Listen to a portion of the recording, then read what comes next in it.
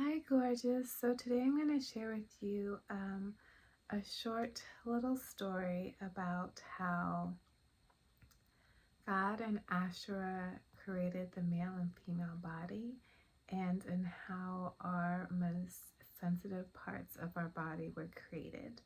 And the story goes this way. Um, Both God and Asherah were really competitive, and they were like, we are going to make a body, right? We're going to make the human body, but we're going to make a male and a female version of this body. And we're just going to see who can outdo the other person. And so God got to work and he designed this whole thing. He's like, yeah, he's going to be able to do this, and he's going to have these characteristics, and he's going to have like these shoulders and these muscles. And meanwhile, Asherah took a much more feminine approach, and she's like, oh my goodness, she's gonna have like these curves and more, and it's gonna be more fluid, and she's gonna be like graceful and beautiful. She's gonna see like the gorgeousness and the beauty in life, right? And it was literally a woman's body as a work of art, and that's, it's how you know it's created by a woman. and so and when God saw the body Asha created, he was like, wow, like as much as competitive as he was like, okay, yeah, outdid me in this one. And because, God was masculine energy and Asherah is feminine energy, um, they really created very similar bodies because they were linked up. They seamlessly could kind of read each other. But there was one small problem. And the one small problem is that they realized, because they created this in hopes that there could be like a union in between masculine and feminine energy, in a way for there to be a physical union um, through being intimate with each other. But they hadn't made a way for the male body and for the female body to be intimate. And Asherah's like, I'm not ruining my design.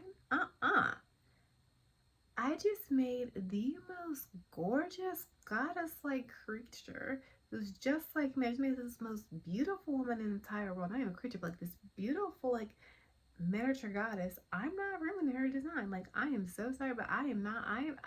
I don't know what you're gonna do, but I am not. She's perfect. And meanwhile, God was the same thing. He was like, I'm not. He's like, I did great with what I built.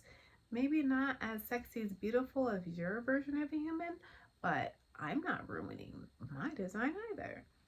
So what they did is they met in the middle, and the woman already had breasts, and Asherah said, okay, now what I'll do is I'll just create a tiny little slit in between her legs, and I'm going to, in this opening her legs, I'm going to cover it with diamonds and jewels and crystals and pearls, which is now why this most sensitive part in a woman's velvet place, it allows her to have the most delicious, I don't know if I can say the word orgasm on YouTube, but it allows her to have the most delicious orgasms because it's rimmed with all these crystals, diamonds, and jewels that represent her sensuality.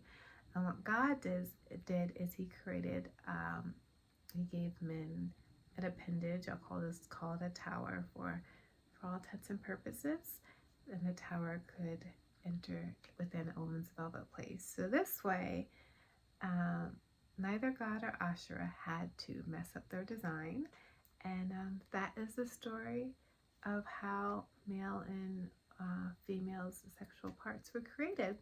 So I hope this story helps you to have a more sacred and beautiful relationship with your body and with these parts. And that's why I've created these stories, because I think it's healthiest for us to have the healthiest view that we can about our bodies. So if you would like to step into the healthiest version of you, please see my program Transform to Lingerie, where you not only get to transform your mind, body, and spirit to lingerie, but also your into the spirit, the fragrance of who you really were naturally designed to be as a woman. And if you need a roadmap to return to who you are, please also see my book, Your Sparkles Inside of You, and my blog, Underneath Your Lingerie, to really return to who you are as a woman within your lace. And as always, have a beautiful day, and as always, pass this story on. Pass this story on so that way when we're learning about these parts of our bodies, we're not scared, we're not demonized, but instead we have a much healthier connection with ourselves. Have a beautiful day.